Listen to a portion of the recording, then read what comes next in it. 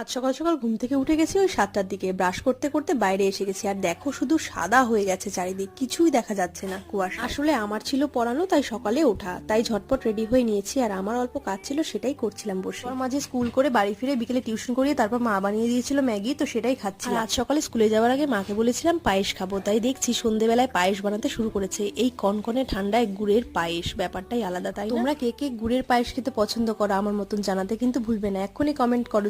যতই গুড় দিচ্ছে না কেন ততই মনে হচ্ছে কম পড়ে যাচ্ছে, তাই ভরে ভরে ঢেলে ঢেলে দিচ্ছে। দেখো আর একদম কালারটাও কি সুন্দর এসে গেছে। পায়েস তো রান্না হচ্ছে, চলো তোমাদের একটু বাইরেটা দেখে নিয়ে আসি। কি অবস্থা, মানে কি কুয়াশা পড়ে গেছে, একদম সাদা হয়ে গেছে চারদিকটা। এদিকে আমরা কিন্তু আবার আগুনও ধরিয়ে দিয়েছি, কোনো আর বাইরে থাকা যায়নি, চলে এসেছি ঘরে। এই যে নিয়ে বসে পড়েছি পায়েস, চলো এবার ট্রাই করে দেখি কেমন হয়েছে।